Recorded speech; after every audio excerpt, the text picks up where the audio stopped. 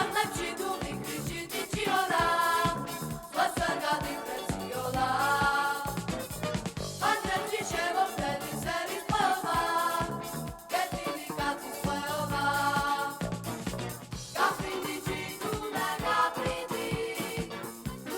right. Welcome to the Djoon. So happy to be with you guys today. Welcome at the first radio show, the How Do You Dig, held by the Florentine County crew, a crew based in Paris, organized around doing parties in a very sweet atmosphere. And we are organizing this little show for you at Djoon, Paris. Yeah, so happy to present our first guest today. Just a little words to start off about our show. So it's going to be the first episode, and the idea behind How Do You Dig is to explore and document how people get to dig in a time where music is everywhere, and obviously it's kind of an experience to find music today, since we are overflew by music. So we are trying to dig into people's habit in digging. And for our first guest, I'm super happy to welcome Elise. How are you, Elise? I'm good. Thanks for inviting me. Yeah, Elise. Elise is actually we know each other since we were born, because you're my cousin, little cousin. So I'm super happy to have you as our first guest.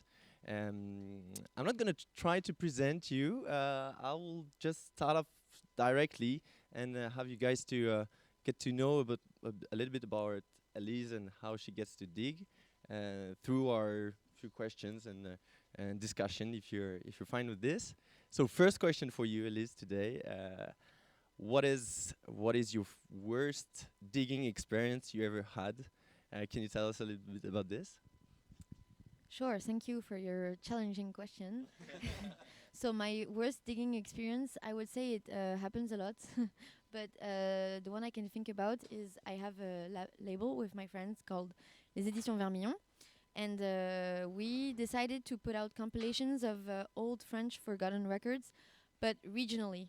So it's hard to have something that is that respects our own rules and is also musically coherent, and is also something that we like, and is also something that we can find the rights to, and is also something we can find the musical source to. So there's a lot of conjecture to making a good record, I mean, in our eyes, of course. And so we're preparing for the next compilation right now. We did the first one on the Le Grand Sud-Est. And we're doing a lot of what certain people call blind buys. Basically, when you're digging on Discogs, sometimes you can't listen to the records because they're nowhere on the internet, and you have to take a bet. So you have to buy them, even though you have no clue what they sound like. And so we don't do that all the time, because sometimes these blind buy can be quite expensive, especially if it's private presses or self-releases. The prices can go very high very quick. And so that's always the thing when we're like searching for something and we're taking a bet, especially if it's expensive. I'm gonna share a record that was, I think, around $40, so it's not a cheap record at all. But it's we split the costs between us. But sometimes it's bets we want to take because, for example, the contributor is someone we know has good taste, or we saw a comment, or like there's a good rating, or we just have a feeling that it might have potential, and it's from a region that we like, or a studio that we like, or we see someone that's playing on the record that we know he made good stuff, so we're like, okay, we're gonna take a bet on this. And so sometimes it's money down the drain and it's awful. Sometimes it's just like plain awful, like there's nothing to save.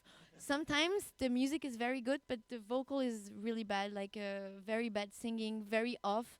And we like very kitsch things. Sometimes when someone sings a little off, it can be kind of charming, but sometimes it's just too awful, and there's nothing you can do. And it's very delicate, even if you find the person to ask, like, do you have an instrumental version of this track? It can be quite delicate. So I would say the bad experience is when you're putting quite a bit of money on something and it turns out unusable. So the first record you want to play for us, can you explain us a little bit? Yes, so the first record, I'm actually being nice and not putting the worst one, but it's just one that was expensive. It's called Je rêve de Mylène, and it's from the 76. And yeah, it's a little lady that did only one hit. I mean, not a hit, only one flop. And well, it's not the worst one, but it was not good enough for us to use it. So I think that's what we're gonna listen to right now. Nice, thanks. So if I understand good, like you guys at Les Éditions Vermillon have this crazy idea of going digging through southeast region in France and decide to blind dig some records in order to find little gems out there. Is that correct? Yeah. Not really. Actually, our goal is to cover the whole of France. So how it started out is I have a friend who's from Lyon, and he had a bit of records from Lyon that we liked. And so at first we wanted to do like only a Lyon one because there was like a boogie scene that was pretty like prolific in the 80s, but it was not enough to do a whole compilation. So we started to expand to one region, and then we had to do like an extra big region because we wanted to have something that's like stylistically coherent and that we like. And so if you're like putting too much like constraints on what you're doing, you're gonna have something that doesn't sound good or coherent. So we had to be a bit more flex in our process. But yeah, the goal is to have like to do big super regions in France, and yeah, we're working on the next one. So the blind buys were not a thing at first. It was more like when we realized we didn't have enough, or we felt like there's missing like one banger or really like one hit, or like there's just like a piece missing. We have to keep looking, and then it can be a blind buys, but of course not only this method. Yeah, let's listen to this Mylène record.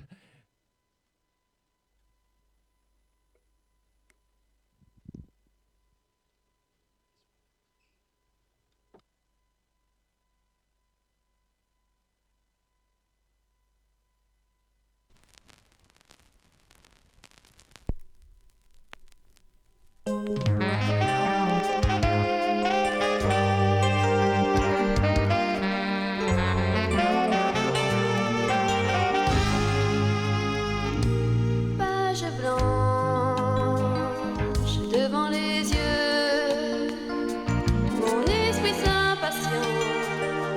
Il voudrait être deux, mais je ne peux suivre sa pente. Allez, viens, échappe-toi, devine l'horizon, les étoiles et le ciel. Laisse ton chagrin, viens avec moi au bout là-bas. Il n'y a plus l'enfer. What an amazing track by Mylène. Thank you, Mylène, for everything you did for French sound landscape. Okay, the next question for you, Elise, is going to be about your first dig. Okay, I must speak closer to the mic, apparently. So tell us a little bit about your first dig. To explain the question, if I take my example, I started out digging music with eMule and LimeWire, which are like software that you can download to download music. And basically, I was maybe 10 years old, and you could see like the charts of the top downloads of the website. And the first one I ever downloaded, so my first ever dig, was Ice Ice Baby. And it was an amazing track, and I want to hear about how you started your own journey. What's your first dig? Thank you, Marius, for this very nice question. So, to give a bit context to my answer, I was brought up in a very musical family.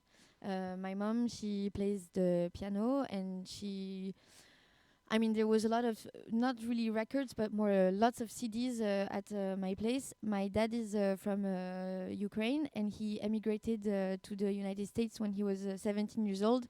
And in the USSR, Western music was illegal, so it was very hard to find music. And at the time, in circulation there, you can only find hard rock. Like there was a lot of Deep Purple, and my dad was not really into rock at all. He was more into a bit of jazz, like my grandfather, and it was very hard to find jazz because it was really considered like the most like capitalistic and symbol of the US, so it was very hard to find these kinds of records. And so when he went to the United States, he got super hit by like the funk and disco music, like Afro-American music, and he was a huge fan of that. He is still. And when I was small, like there was always music playing at my home. So of course I got the taste of my parents, which was like kind of hippie music, classical music, jazz, funk, disco. And I think my first dig is when I tried to emancipate from my parents' taste and listen to the only things they would not listen.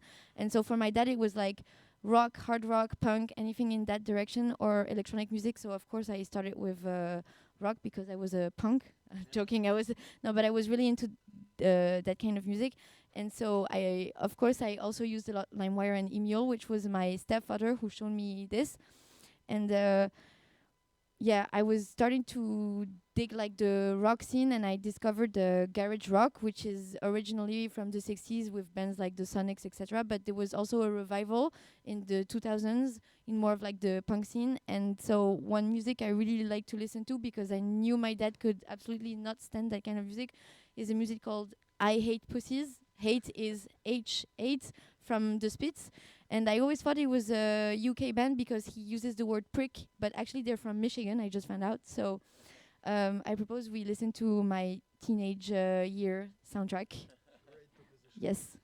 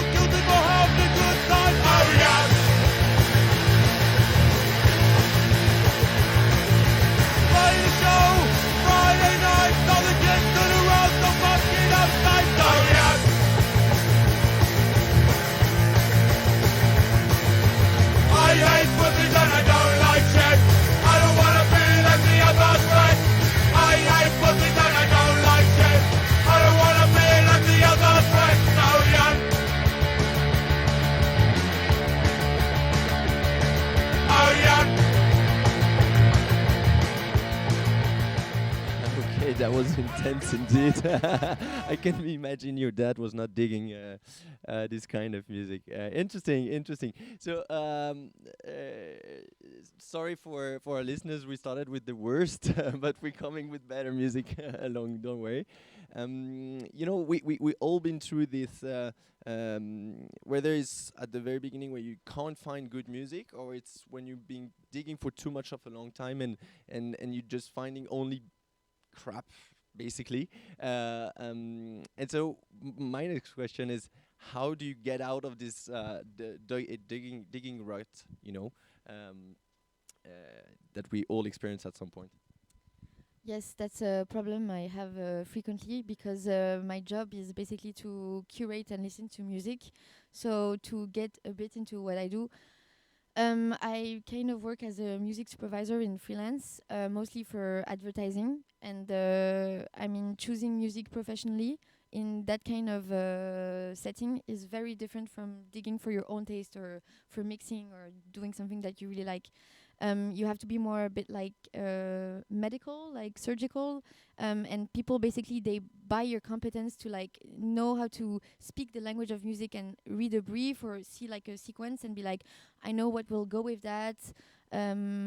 Also in a more like money economical kind of way of what are cheap rights or what's the budget, etc., etc. But yeah, you have to know kind of all music, kind of how genres work, what's in fashion right now, or there's also some codes. For example, working on a movie and working on advertising is very different. Advertising is very coded. If you're doing like fashion, an advertisement for a perfume, it's very coded. There's like some stuff going on. If you're doing like an advertising for a car, there's also some type of music or it's very coded. So basically sometimes I have to listen to music I don't like at all for like the whole day just to complete a brief. Is the worst job in the world. So your time is actually listening to music you don't like. No, I think it's more complicated than that, because even if I listen to music I don't like, I think what I really like to do is to match music with images. Whatever I do, it's always a great challenge. And it's I don't know, I think it's challenging, and it's another form of not intelligent, but it's another thing you can do in music that's interesting. And I just started out, so I don't even think my craft is that good yet. I'm learning, but I was always very, very interested between the link between images and music. I always love musicals. I was a huge John Travolta fan, and Saturday Night. Well, it's not really a musical, but you know, all the musicals I was very into. And I don't know if you remember, but at our grandparents they had cassettes of Fantasia from Walt Disney, and I watched that a lot when I was a child. And I loved the fact that it's not music that was put on images. It was short films that were developed and inspired by musical pieces. So it's the other way around, which I found very interesting. But to get back to your question, I think to clean your ears, I mean, there's two. You asked me two questions. What do you do when you start out or you don't know where to find music, which is something that we'll talk about later. But how do you clean your ears when basically you've been listening to so much music that you don't know what's good and what's bad anymore? That's really tough. I think sometimes you need to have silence. That would be my first, when you're doing like very active listening or when you're digging. But when you're really stuck in a musical rut, I think you need to go back to your first loves. Like what is like some classics, like your personal classics that you want to listen to, and that can really like rekindle your love for music, remake you discover your love for music, listening on a good sound system or so good headphones, so you can really get like the whole details, the whole experience. I think that can also be like, okay, I know why I like music. I know some type of music I like. Like not all music is shit. Like not everything is shit. And that's I would be the first place. And for me personally, like one style that really cleans my ears is either library music or original soundtrack music, but like vintage from the 60s or 70s. I'm a huge production music fan. So for some people that don't know, production music is originally music that's produced only to be put on TV commercials or movies. And in the 60s and 70s, there was really like a gold era in Italy, in Great Britain, and also in the States, also in France, because there were some very good composers, arrangers that had like amazing studios, and they were basically paid to compose music, like we call it in French musico-kilomètre, like just like kilometers of music. And for them it was also an outlet, because they could be like very experimental, and that's why you can have like super avant-garde shit and like really synthy stuff and like really proto electronic music that's like crazy. And I think it's a style that I really like, because it's not a style, it's a way of producing music. But I feel like the Italians in the 60s and the 70s in the library music and the OSTs, I don't know. I want to, like, if you make someone listen to that track, I don't know someone that's going to say it's shit. Even someone that listens to something that's completely different, it's just so beautiful. I think it speaks to everyone, especially love. I feel like these musics describe the feeling of love very, very well. Also because it's intertwined with, like, the 60s, Nouvelle Vague, cinema, blah, blah, blah. But I feel like when I don't like music anymore, I just listen to these beautiful pieces and I'm like, okay, it's just really beautiful, and I think it speaks for everyone. Okay, so I definitely want to know how you find this kind of music. But before you tell us, I want to listen to that classic track that you really love. So I want you guys, listeners, take a seat back. As Elise preconized, take some good earphones or a good sound system, and let's have some good music.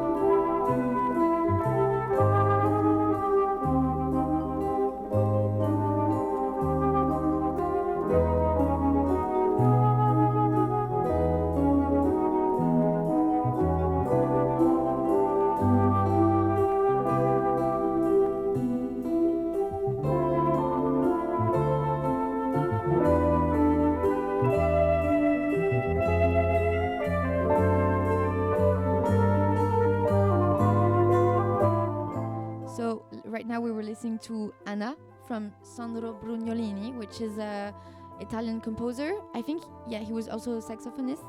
And this record is not an OST, even though it sounds like one. Usually is original soundtrack. So these guys, usually they would do OSTs, but also library. Library music was for them a way to earn money. So for them, it's crazy to think like it's just something that they would do like in between sessions, like quickly to earn money. It was not all like that, but yeah. So this is from an LP called Utopia. I forgot the name of the label it was put on. I think it was from RCA Italy, I think. So Utopia is the name of the LP, and why does it have its name? Is because the records that were put out on library music, they have to be very, very explicit on their content. This one is a bit dreamy and not really explicit, but we can imagine that the Utopia was like only very positive songs, but they were really precisely themed. For example, you could have an LP called Industry, and you can have titles like warehouse song or robot. It has to be very explicit because people knew that were buying the music. They have to know, what are they gonna put this on? Is it gonna be a jingle? Is it gonna be on a documentary? Is it gonna be on a advertising thing? Library music still exists today. How can you find library music? Well, for old library music, there's just some kinds of labels that are staples. For example, the big ones in the UK is KPM, Bruton. For France, it's les éditions Montparnasse, Télémusique. For Italy, it's Sermi and stuff like this. There's also Chapel music for the US. So once you identify either the producers or, I think, which is much easier, the labels, you just go through the catalogs, and there's going to be lots and lots of things, and there's going to be bad things, and it's just like having the patience to listen to it all. But to know, the records are lots of them are on YouTube generally. So I would go to Discogs and just type the labels and just kind of dissect. But I must warn you, it's a very expensive hobby because the records were usually pressed in small examples, and it's super fucking crazy expensive. But there's a lot of reissues if you're a vinyl crazed person. And fun fact, it's also library music was sampled a lot in hip hop and rap because they would get less trouble for the copyrights generally. Thank you, Elise, for that. Next question is about the evolution of digging. At the time, we used to discover music through radio shows, through clubs, maybe through record shops, and so on. And with the internet, obviously, it's been completely changing, and with platforms, YouTube. And I want to know about your experience as a host of Chineur des Origines and other groups.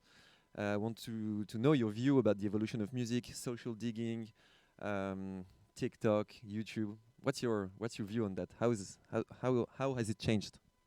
So I'm pretty young. I'm 26. So for me, I didn't discover music by going to clubs or going to record shops. For me, it was internet music first. I discovered music with internet, basically. With CDs also a lot. For the CD, like my father would take me to the public library, and we would rent CDs and then put them on our computer. And we were, so that's the first way. But for me, it was a lot internet. And also, I was born in an era where video clips were also a huge thing. So a part of discovering new music was like, there's this new artist, or there's this clip dropping and everybody's watching it, and it's like the kind of MTV generation, even if it's a bit before me. So I would say that I started digging records later in my life, so internet digging is before. I would say when something for me that's a bit frustrating, and we were talking about it, is I feel like with growing up and maybe having sometimes less candid relationship with people in general, you kind of lose the sharing thing, which I remember when we were in middle school and high school. I would do a lot of playlists for my friends, and it was very reciprocal. Having mixtapes and that kind of stuff, I feel like is very sweet and is not done enough. And I can also tell that to myself. I need to do more playlists for my friends and people I love, because I feel like it's a very cute way of bonding and sharing. So I feel like social digging on the internet was a kind of a un relais. I don't have the word in English, but it was kind of a revival of that kind of culture of, I mean, it's music is interlinked with sharing, because what's the point with listening to music on your own? I mean, it takes the great dimension when you share it with someone that likes it. So I feel like because I was on La Chinerie for a long time, it was there also that I made a lot of friends, DJ friends. La Chinerie were Facebook groups, French Facebook groups that were dedicated to social digging, which is digging with people and sharing the sounds that you find. And I feel like that was a bit like a big part of meeting people with common interest. And for me, La Chinerie was a very big step to discovering electronic music, because I discovered it with French touch, like a lot of French person. But I discovered like the Berlin, the German scene, and especially like Chicago, Detroit, and the real, I mean, not real house, but another type of house, like the OJ house and the OJ techno, later, like when I was 17 and I started to go clubbing also. And I feel like Chinard des Origines, but more like, La Chinerie, I think, made me discover some tracks. And yeah. Just to comment on that, these days all of these groups are basically fading away. And I think it's quite interesting. Maybe you have a comment on that, because it used to be super big when we were like younger, but now all of these groups are almost dead. Yeah, I feel like they're dead. I don't know why. I could not give an explanation. I think also because when you're an admin on that kind of thing for years and years, it gets a bit tiring, and maybe you just grow up and have other stuff to do, which is a bit sad, of course. But I feel also like maybe it was it's a mark of a certain generation, and I feel like maybe younger people are going to have other ways of digging and sharing. I'm someone that goes a lot on TikTok, and I get some friends made fun of me at first because like I'm supposed to be too old for that shit. But I really think TikTok can be really bad, like everything, but it can be really awesome. I discovered some music on there. It made me rediscover music I forgot I knew, so that's cool. And I feel like also my approach to music, I mean, of course I have some time where I actively dig either for my job or for preparing a radio show or something, but I feel like I'm like just a walking Shazam. I'm just listening to music all the time, and I'm just, everything can be a source of music. It can be a movie, it can be a series that I'm watching that has a sound, it could be an advertising, it could be literally anything, something going on in the bar, a friend like playing a snippet, and it's just, I feel like when you want to find new music, it's kind of also like a mental state. I feel like some people use music as more as something that's in the background, and they're not paying attention to it. So I would say like you have to pay attention to music all the time, and you will find some music, because there's music everywhere. But it can be overwhelming. Can you play? Yeah, can you play something for us? OG Chicago, or the Waking Shazam, something that you discover on TikTok, whatever. I would like to play for you. I think because I discovered the US scene before, and soon after I discovered the UK bass music scene, and I completely fell in love with drum and bass in jungle very soon. And so I want to listen to, I think, the first tune I discovered that had breaks in it. I thought it was jungle, but actually it's drum and bass, and it's an alias of Fotek, of course, who was a big figure on the jungle scene, and it's his drum and bass alias. So we're gonna listen to it now.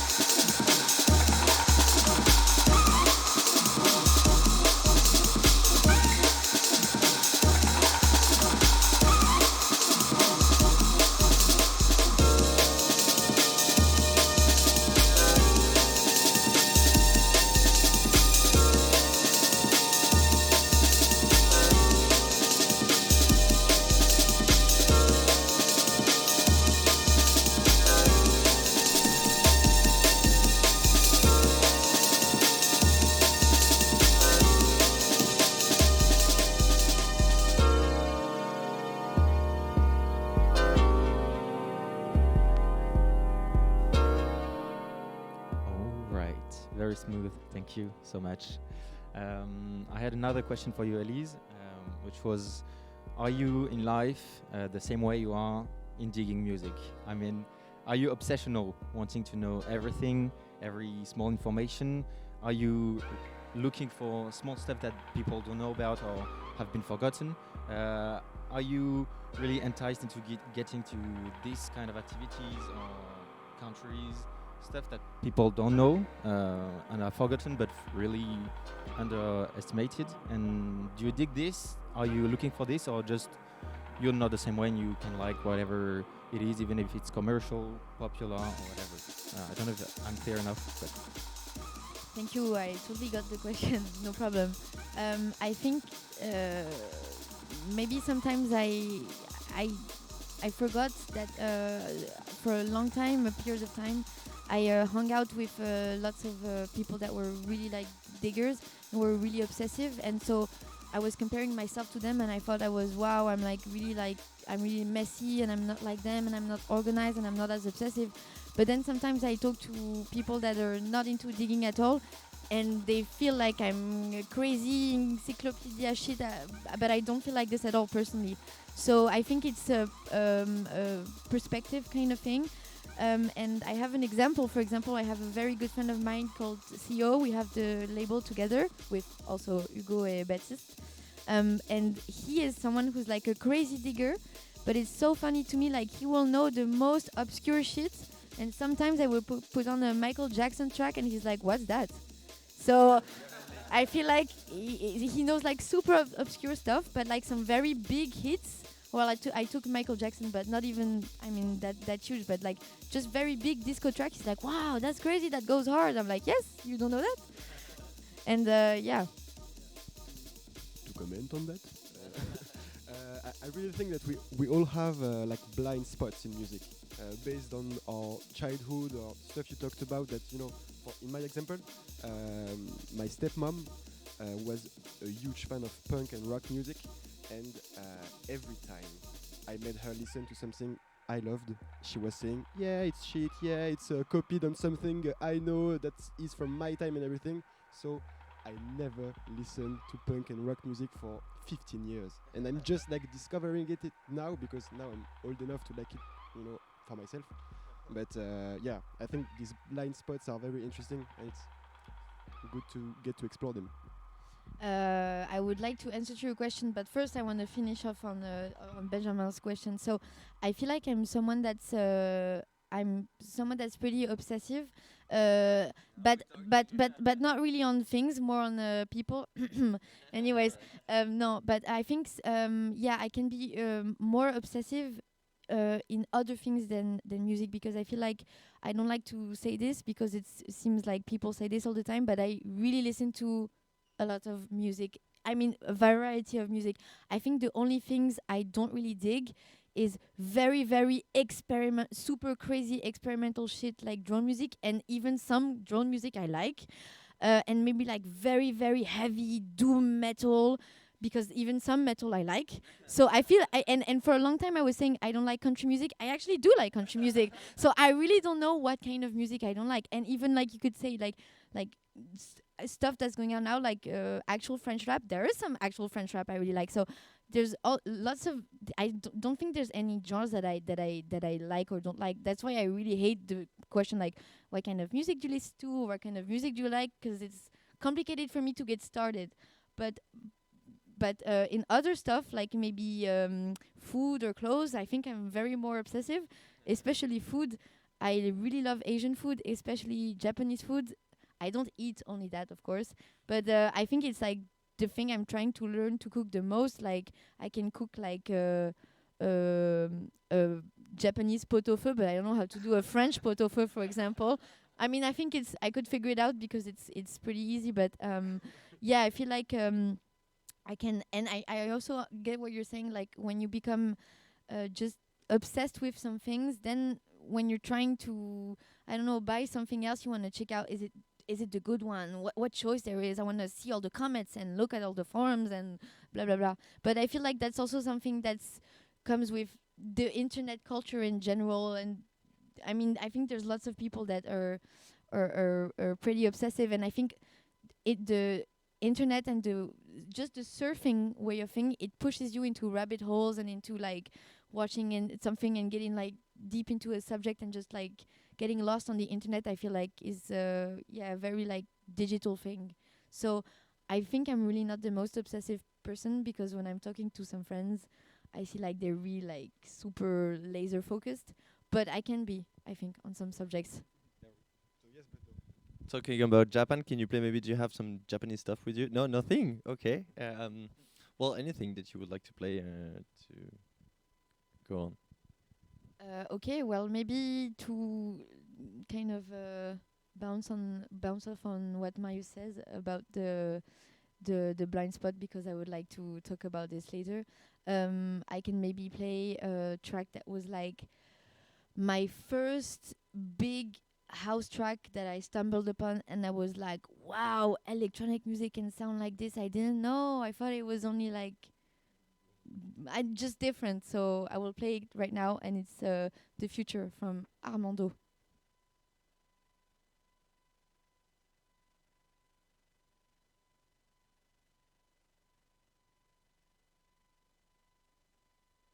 I saw the future. I saw the future. I saw the future. I saw the future. Future. Future. Future. Future. Future. Future. Future. Future.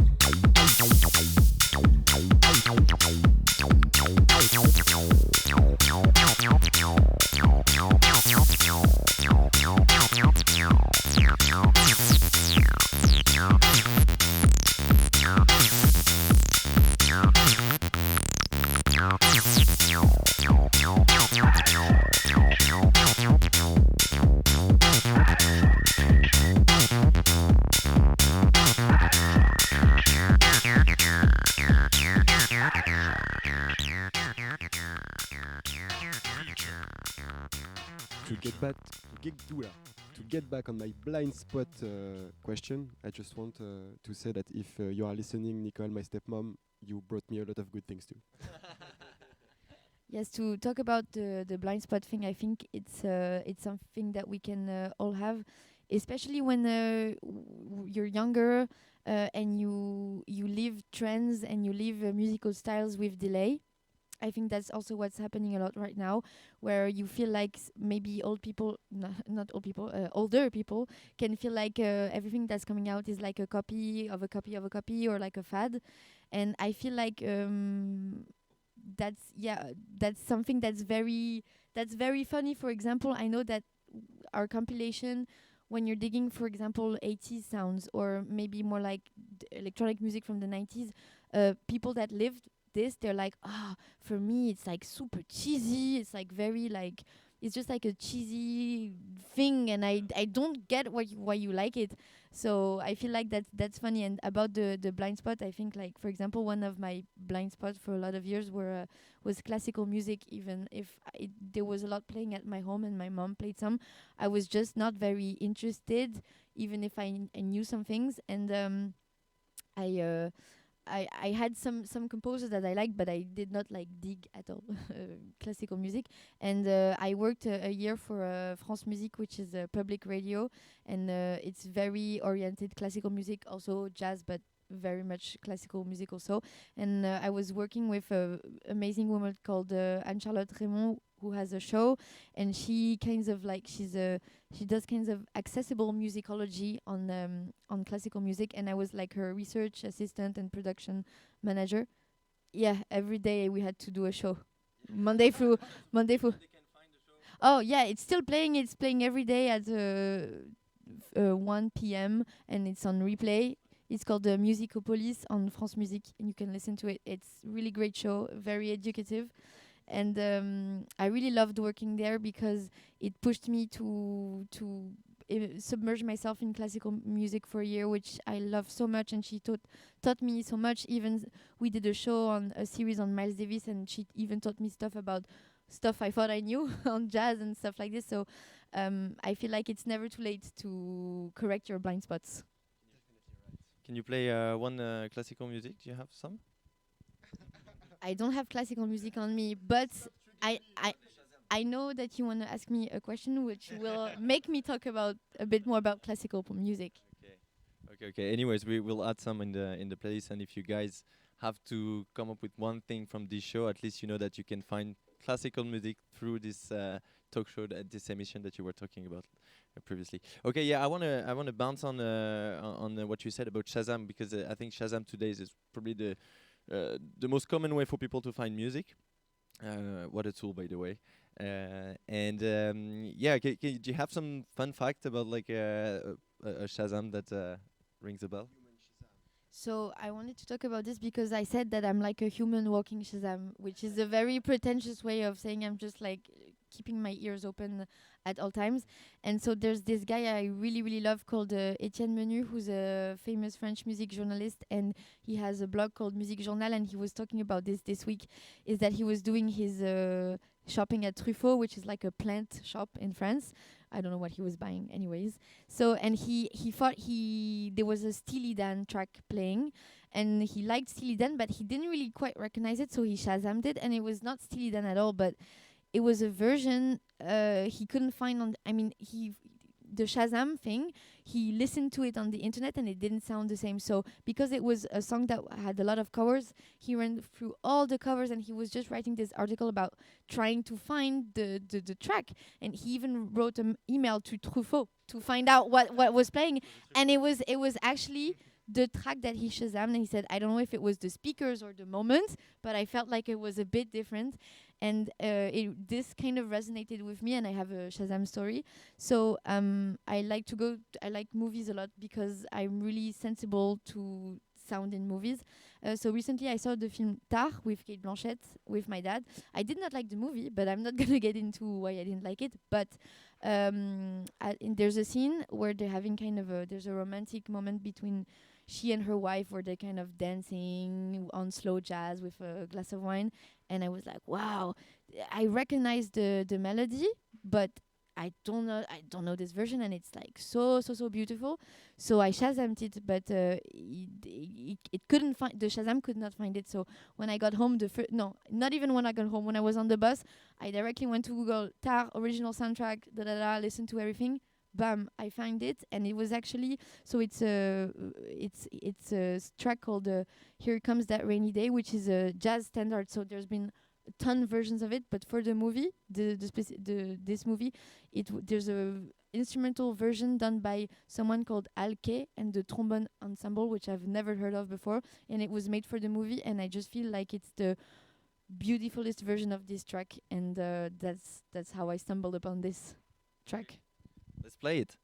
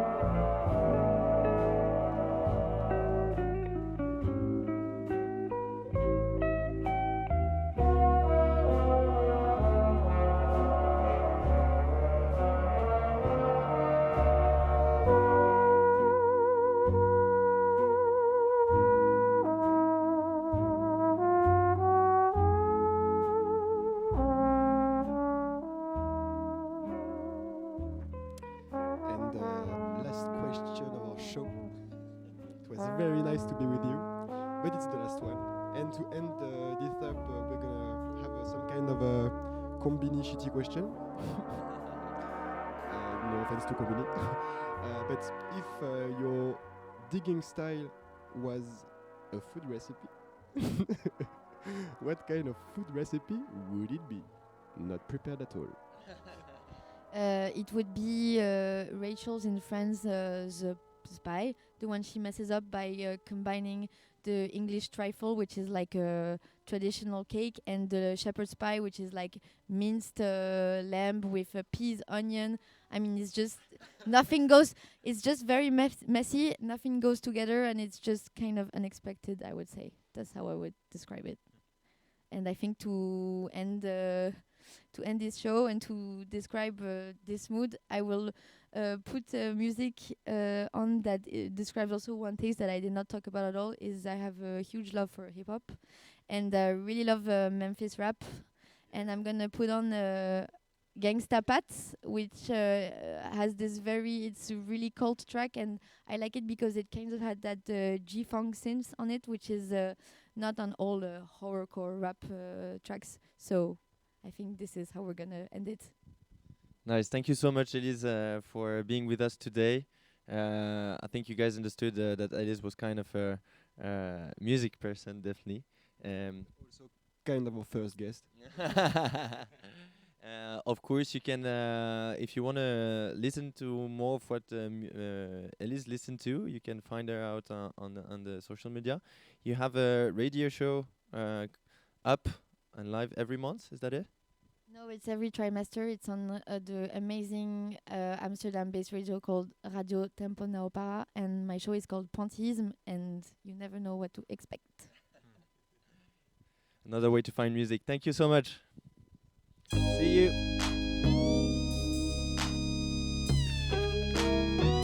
And of course, thanks to Djoon for having us. Big up.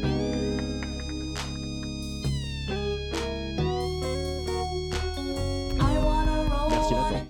Wanna smoke me a blunt. I wanna get fucked up. Wanna smoke, wanna choke, wanna get fucked up. I'm rolling up so many blunts, mine. I'm smoking and choking them back to back. I'm on that blank, or do I just think I'm having another ache attack? I like to smoke so much weed, it's a need. I gotta have bud in my system black. Laid back with a yak and a sack up and down with my Cadillac. Seville as a chill, as opposed with a hose, man, I'm so high. I feel like I'm about to float up in the clouds and touch the sky. The chronic has got me so dancing amazing. I wanna smoke until I pass out. Get the mask out and let me hit it until this chronic knocks my ass out. I'ma crash out and sleep until morning. I'm yawning, so what can I say, mine? For a day, mine. I don't think that I can even go without smoking hate, mine. So pass me a swisher and let me split the middle and fill it with weed and lick it and light it and cheap it and pass it around to my crew, cause I know that you need red rum, niggas smoke bud by the pound and it's all good in the hood. We chillin' and cheap and hanging out in the Brookwood. My nigga, I figure I need more weed so that I can choke up thinking and dreaming about that chronic I wanna smoke. I wanna roll, wanna cheat, wanna smoke me a blunt. I wanna get fucked up. Wanna smoke, wanna choke, wanna get fucked up. I wanna roll, wanna cheat, wanna smoke me a blunt. I wanna get fucked up.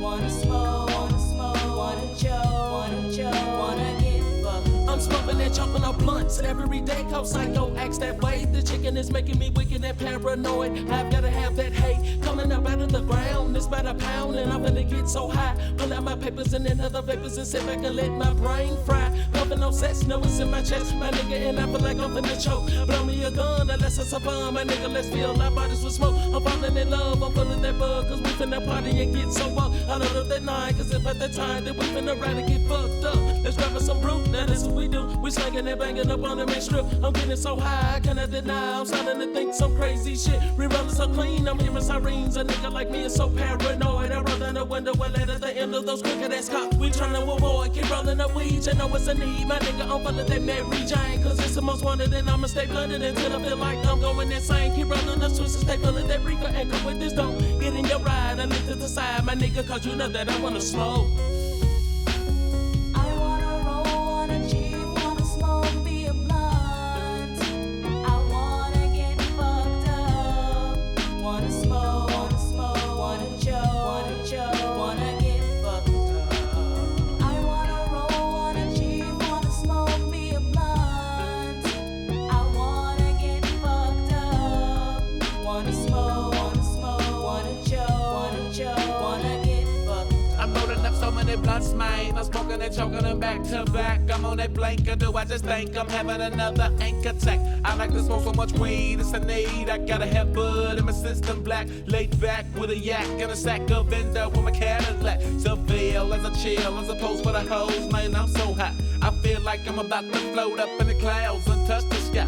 The chronic has got me so dazed and amazing. I wanna smoke until I pass out. Get the mask out and let me hit it until this chronic knocks my ass out. I'ma crash out and sleep until morning. I'm yawning, so what can I say, mine? For a day, mine. I don't think that I can even go without smoking hate, mine. So pass me a swisher and let me split the middle and fill it with weed and liquor and lighter than cheap and then passing it right to my crew cause I know that you need. Red rum, nigga, smoke bud by the pound and that's all good in the hood. We chillin' and cheapin', hanging out in the Brookwood. My nigga, I figure I need more weed so that I can choke. I'm fiending and dreaming about that